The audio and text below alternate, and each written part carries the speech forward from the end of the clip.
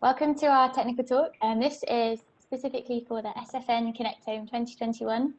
We're really sorry that this has to be virtual, and we really hope that later in the year we can meet you all again in person. So today the talk is about selecting the right antibodies and nanobodies for fluorescent imaging. My name is Rebecca Northeast, and I'm the technical specialist for Europe, and I'll be taking half the talk. And the second half will be done by Astrid, who is our ChromoTek product manager. So just going to get started by telling you a little bit about Proteintech. So in case you haven't heard of us before, we have been the original manufacturer of antibodies, ELISA kits, and proteins since 2002. We recently became ISO accredited, which means that we can manufacture GMP-grade cytokines and growth factors for use in cell and gene therapies.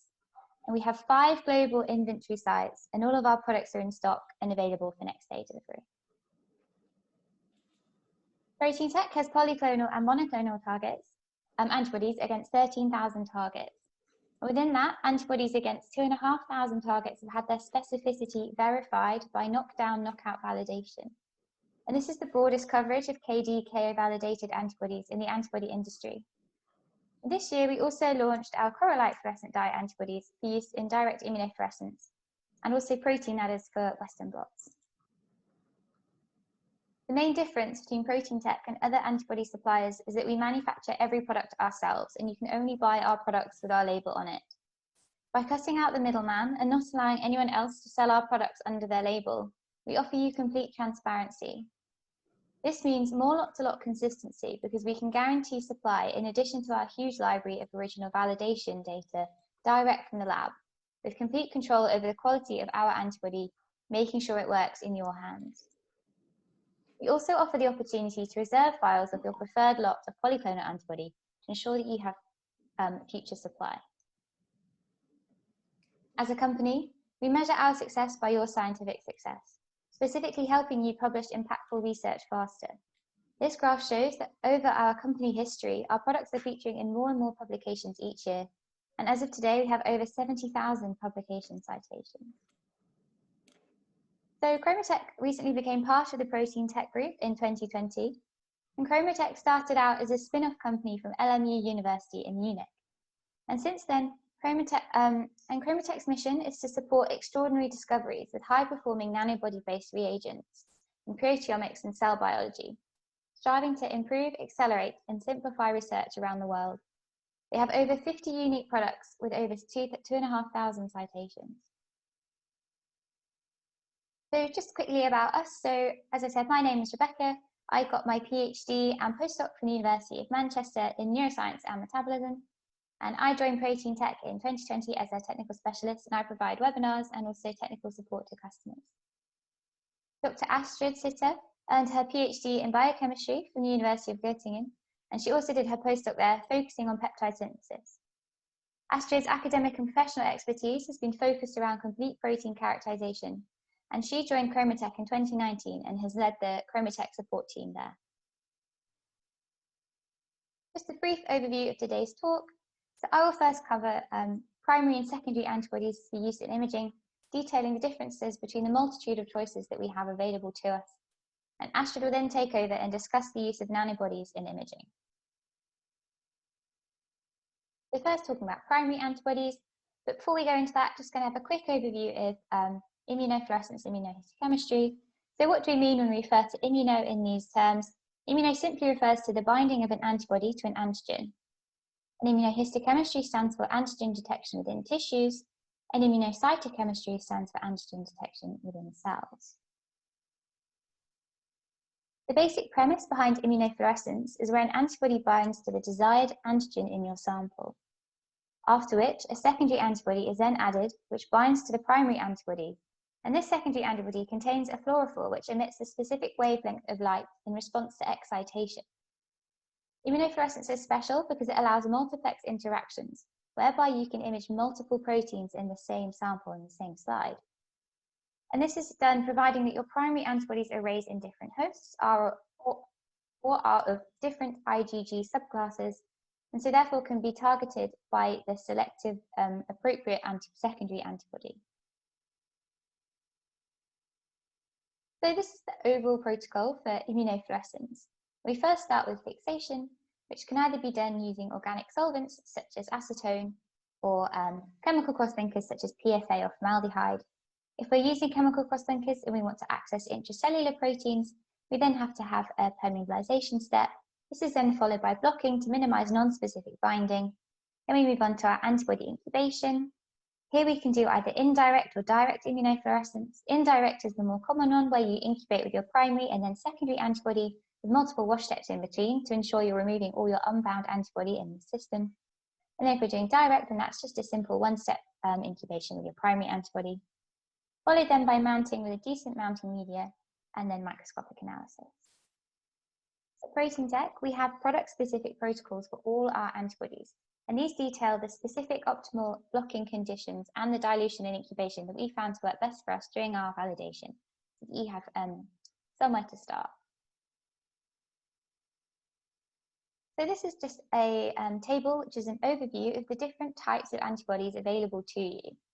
So the most common ones are polyclonals, and these are often raised in rabbits. And polyclonals are raised against the whole antigen, and therefore contain multiple different IgG molecules to different epitopes. And as such, they have a high affinity and high epitope accessibility. However, polyclonals have inherent lot-to-lot variability, as you can never get the same mix of IgGs across between lots due to the nature of how the antibody is developed. And you can also get some cross-reactivity between similar proteins in your sample. And this will therefore result in a decrease in specificity and could cause higher background. Monoclonals contain IgGs against just one epitope. They are most commonly made in mice and generated from hybridomas of single plasma B cells. They have lower lot-to-lot variability than polyclonals and also have lower background. The disadvantage of these is that they can have higher background if used in mouse models, and also have potentially low affinity due to the fact that you're only recognizing one epitope. Recombinant antibodies are monoclonal, just recognize one epitope like monoclonals, and these are made slightly differently because they are made from in vitro cloning of the heavy and light chain of an IgG, isolated from either an immunized rabbit or llama, for example. You can also get animal-free recombinant antibodies which are made straight from a DNA library. These are excellent for multiplex experiments and have really low lot-to-lot variability, as there is no genetic drift from hybridomas. You are just getting these from in vitro cloning. Due to the fact that there is only one epitope being recognized, you can get decreased target availability and epitope accessibility. So when do we use our polyclonal antibodies? Polyclonal antibodies are used in the majority of immunofluorescence and IHC experiments, and are also better cross-linked tissues. Cross-linked fixed tissues. And as you can see in this diagram on the right, we have our desired protein in blue, of which our polyclonal antibodies are recognizing many different epitopes. However, when we cross-link fix this with PFA, some of these epitopes become hidden by the chemical cross-linking, and therefore you'll get reduced epitope accessibility. So with your polyclonal antibody, you are much more likely to recognize your target protein. Also, because that we can recognize multiple different epitopes on our protein, polyclonals are therefore good for low abundant target proteins, and they can amplify the target signal. These are also more likely to cross-react if looking at rare species. However, some of the negatives of using polyclonals is that you can get cross-reactivity and high background. So when do we use monoclonal antibodies? Monoclonals are best for resource-intensive studies, and this is because they are scalable, produced through hybridoma production. They are not recommended for mice models due to the fact that you can get high background, and you also have solid target coverage, so the majority of the targets that you'll be looking for will also be available in the monoclonal format from the majority of your vendors. As I said before, however, the negatives of monoclonal is that they can be sensitive to epitope changes, so whether that is through any of your experimental parameters or just through things like PFA fixation, is the negative of having only one epitope being recognized. So when would we like to use recombinant antibodies? The recombinant antibodies are best for high throughput staining and automation, and they're especially good for really long-term products. And this is because they are genetically defined and have no clonal drift. Therefore, between the lots, you are going to get the same antibody again and again. They also have engineered specificity, so recombinants can be excellent if you're looking, for example, for just one different protein isotype, and they're also scalable through highly reproducible E. coli production. Some of the negatives of recombinant antibodies is that your target coverage could be limited, as at the moment there aren't that many recombinant antibodies sold by vendors. However, they are being touted as the future of antibody work, so over time there will be more and more recombinant antibodies to different targets available. So now just a quick note about fluorophores. Your fluorophores can either be directly attached to your primary antibody or to your secondary antibody. And when we're multiplexing, we want to ensure that the different fluorophores that we use have a spectral profile with minimal overlap. So as you can see in our 3 correlate colours here, if you use them together, you are not going to get that much bleed through when you're looking at the different channels. There are also 2 different types of, in general, 2 types of fluorophores available to you. So you have the conventional traditional fluorophores, which are things such as Fitte, but you also have your synthetic fluorophores, which are elexifluor or correlite. And these synthetic fluorophores are brighter and more photostable, and therefore they are best for things such as confocal or low abundant targets, especially for confocal if you are exciting your fluorophore over a long period of time. For example, if you're performing a stitching image, you really want to use a correlite or an elexifluor over something such as Fitte, because otherwise this means they are less likely to bleach, and you're going to get decent imaging over time. So as I mentioned, we can do direct or indirect staining. So what is direct? Direct is where you have your primary antibody, which is directly conjugated to your fluorophore, and therefore you don't have to add any secondary in this, and you're much more likely to get specific signal. However, you do lose the amplification effect of your indirect staining. So indirect staining is when you have an unlabeled primary antibody, and then you have your secondary antibody, which attaches to the SC portion of your antibody, and that will have the fluorophore attached. And because of this, you can get 2, 3, 4 secondary antibodies just attaching to one primary, and therefore you get this amplification of signal. So what are the positives and negatives of direct and indirect? So some of the positives of direct is that you have a shorter and simpler protocol, and you also have much improved background with less cross-reactivity, so you aren't getting any non-specific binding of the secondary antibody in your sample. With indirect, you have amplified signal and greater flexibility, so that you can use your primary antibody with multiple different secondaries to get different colours available for your panel.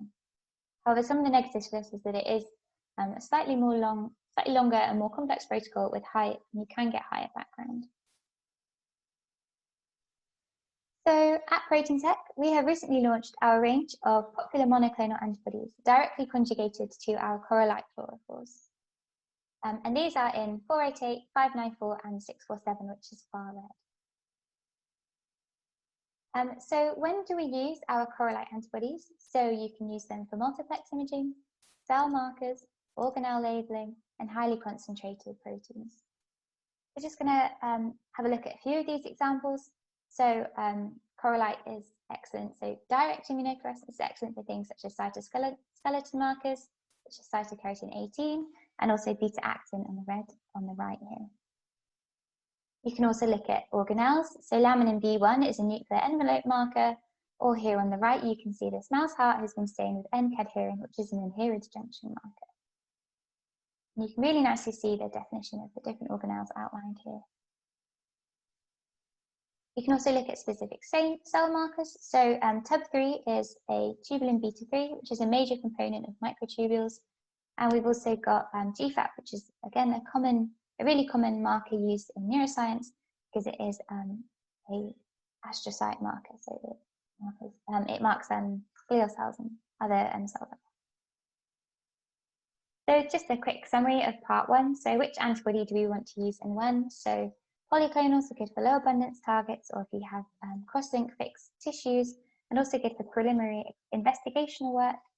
Monoclonals are good for resource intensive or long-term studies because you can have You get minimal lot-to-lot variability and you can scale up your antibody quite quickly. And again, with recombinant, these are excellent for multiplex studies due to their really low background, and also long-term studies due to the lack of lot-to-lot variability over time. And so which techniques do we want to use?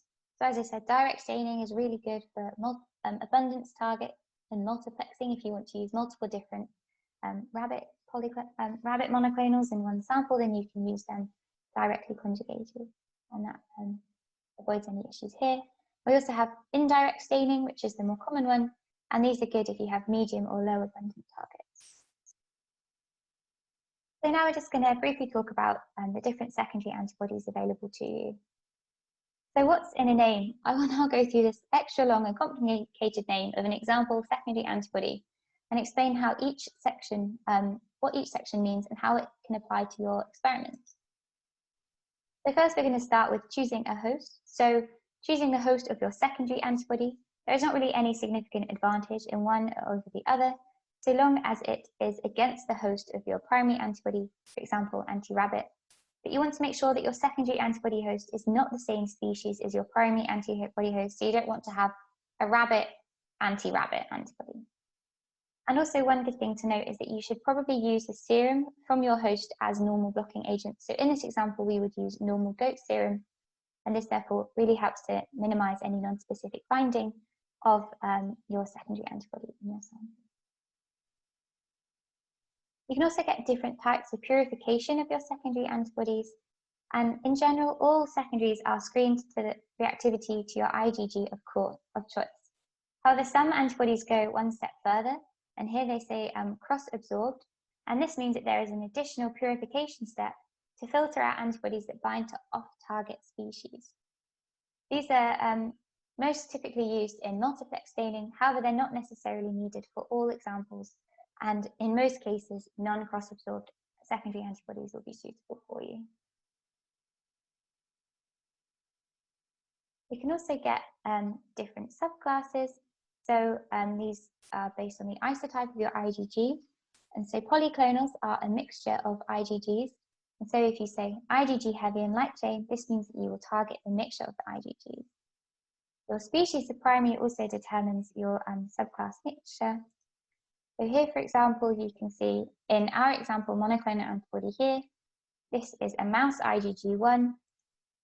And this is because mice have 4 different IgG subclasses, IgG1, 2A, etc. This is really useful to know, because say you have 2 mouse monos that you're interested in using in your experiment, you can then multiplex those different monos by using secondaries that recognize your specific subclass. And also be aware that you can get fragment primary antibodies, so these are often called Fab or Fab2 fragments, and these are sold as specific fragments, and they're excellent for tissue penetration. They're often used as well. They're often used as well because you want to minimize non-specific binding of the ST region of your primary antibody to certain ST receptors that are present on certain cell types.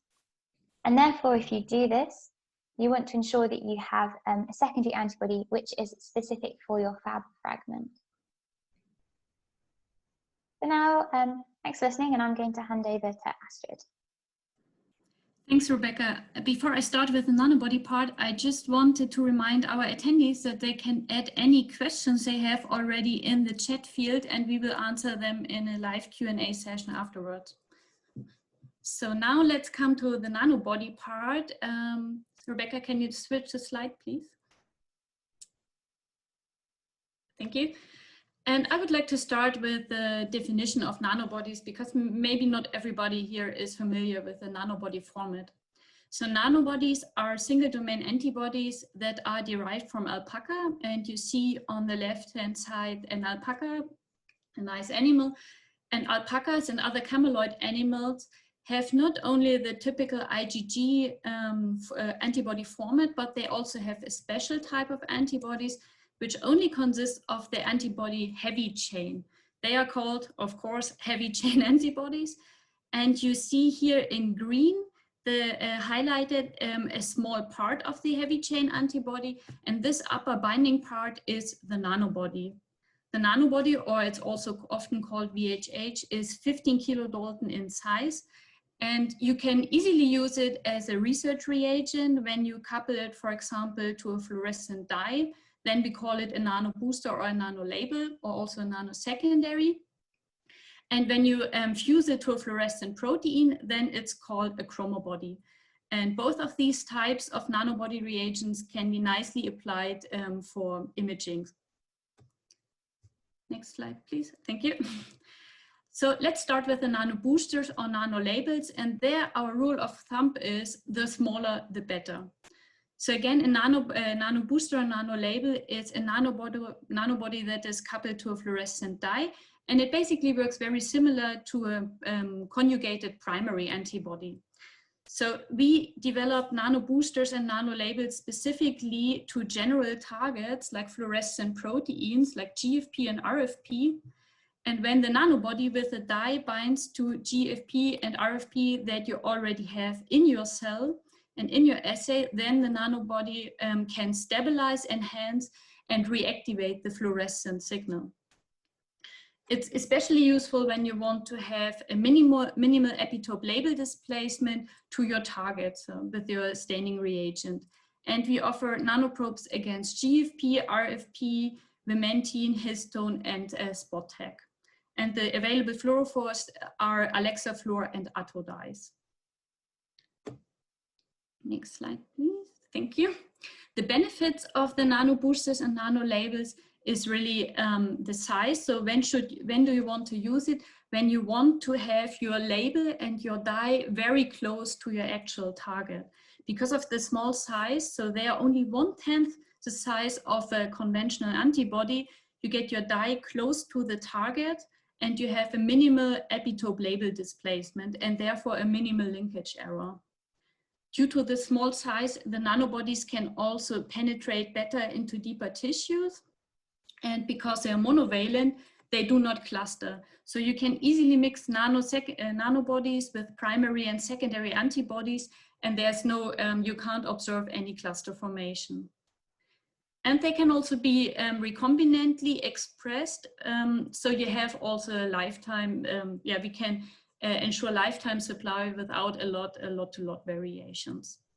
The nano booster and nano label are suitable for fluorescent microscopy, so for epifluorescence, but also for confocal and super resolution microscopy like STED and STONE. And what you get from them is a higher image resolution and a more uniform staining. On the right side, I also have, sorry, Rebecca, can you go back? Thank you. On the right side, you also have an example when we applied a nano booster to our to a GFP protein. So you can see here on the left side the signal intensity. When you use GFP alone, GFP often tends to bleach. And with the GFP booster, then we get at least a 2-fold increase in the fluorescent signal. And also it's shown on the fluorescent images. So when you image GFP alone, the image is darker due to the bleaching. And with the booster, you can recover the fluorescent signal, you can reactivate it, and you get a very nice bright staining. Next slide, please. Thank you. So on the next slide here, I would like to show you 3 examples of nano booster and nano label applications. Let's start with the first one. This is a staining of nucleus and mitochondria with a GFP and RFP booster. So both boosters were shown, applied to the sample at the same time. And you can see that you get a very bright, clean image in a confocal microscope. In the middle here, we have an example of super resolution microscopy. This time it was STED microscopy, and the vimentin was fused to citrine, so to a fluorescent protein, and the GFP booster can detect the citrine fusion and you get a very nice image with a high resolution. And the citrine alone would not survive the STED imaging. And on the right side, you see a more special, more advanced application of the booster. This is staining of a whole mouse after tissue clearing. So in this case, first the GFP booster was applied to the sample, and then the tissue was cleared afterwards. And yeah, this is especially useful when you want to, how should I say, when you want to image deep tissue slices and deep tissue sections. On our next slide here, we now switch to another product group that I already mentioned, the nano-secondaries. So as the name already indicates, these are nanobodies which work like secondary antibodies. The nanobodies are also fused to fluorescent dyes, and they bind to primary IgG antibodies from mouse or from rabbit in a subclass-specific manner. Nano-secondaries are conjugated to Alexa fluor dyes, and they are also recombinantly manufactured, so you have minimal lot-to-lot variations and a defined degree of labeling. And they are also especially useful for microscopy techniques like confocal and super resolution microscopy, and customers value a lot that you can use them for multiplexing approaches. On the right side, you can see different benefits of the nanosecondary. Let's first start with the faster staining. Because the nanosecondary is monovalent, you can incubate the secondary, so the nanosecondary and the primary antibody with the sample at the same time. So you can do a short premixing step, and then you can apply the primary and the nanosecondary to the sample. You see here, as an example, we try to stain actine and with the sequential staining. So first the primary and then the nanosecondary. We could get a nice image, and with one step staining above, we could get the equally nice image, but you save a lot of time because you don't have the second incubation and the washing step. Nanosecondaries also provide higher resolutions because of their small size. So you get with a secondary antibody, you get your label very close, with the nanosecondary, you get your label very close to the target. And this is especially needed when you do super resolution microscopy. And on the right side there, the benefit we would like to show is cleaner images. So with the nanosecondary, you get a very clean image, because they are subclass specific, so they only bind to the IgG of one specific subclass. They have a low cross-reactivity and a very low background, and this is all needed for multiplexing approaches.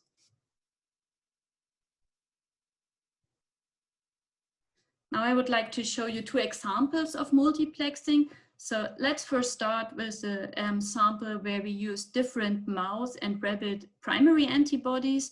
In yellow, we used the rabbit antibody against lamine. In green, we used a mouse IgG1 antibody against COX-4, which is a mitochondrial marker. And in magenta, we used a mouse IgG2B primary antibody against tubulin.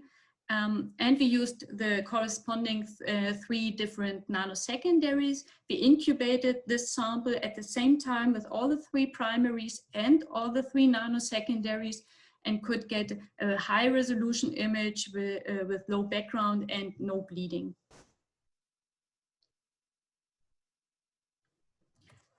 And in my second example, I would like to show you, as we call it, a triple mouse staining. So we used here 3 different primary antibodies from mouse against lamine, against MOT, and against vimentin.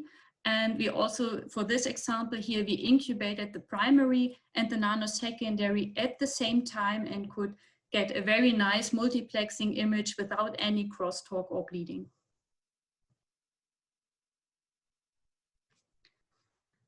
Now I would like to come to the chromobodies, which are nanobodies for live cell imaging.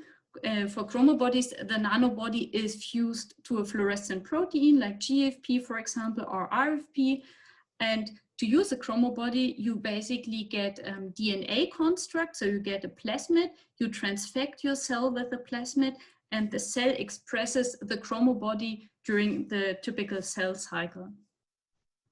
The benefit of the chromobody is that you can visualize endogenous proteins in real time, and it's non-invasive because you don't need to label your endogenous protein, with tech by CRISPR-Cas, for example, and you just have your endogenous protein and you stain it with a nanobody in the cell. And therewith you have no interference of the target protein and its function. The chromobodies are available for different endogenous proteins, actin, for example, pCNA, histone, lamine. So we have different housekeeping genes. And on the right side, you see an example, a short movie here. There, the lamine chromobody was used, and fused to a GFP protein, and you see nicely this can observe the cell division and the cell cycle.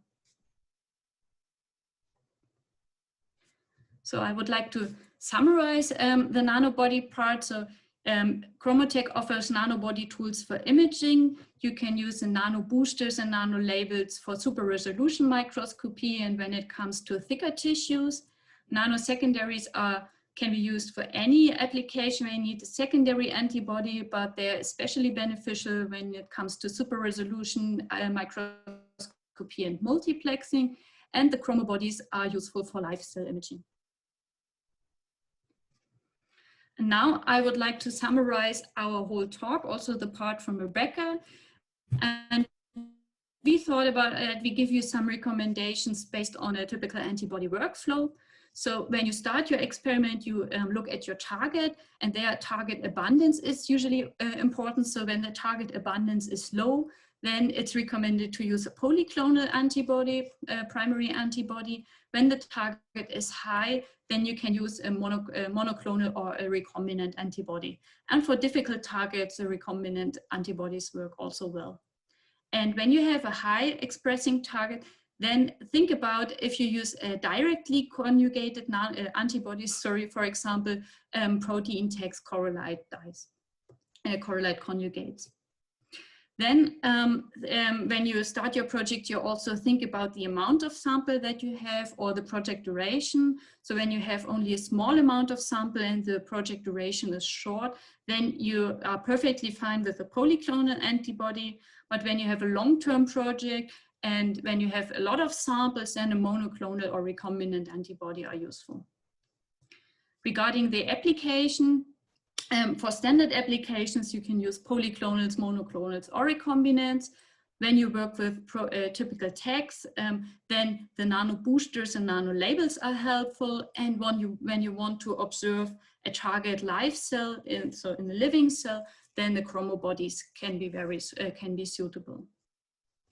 And about secondary antibodies, there's also, you have the choice.